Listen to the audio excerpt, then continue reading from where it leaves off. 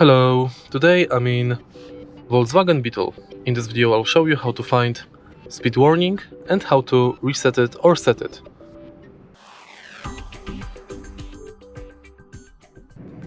In the beginning, let's take a look at the speedometer display, and using the trip panel located on the wipers button, wipers lever, navigate until you see speed warning. As you can see right now, I've got the speed warning set for 30 km per hour.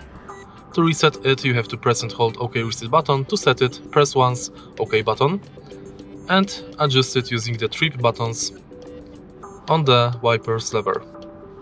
Then simply press OK button to set it. Again, to delete it, press and hold OK button. If you find this video helpful, please leave like, comment and subscribe.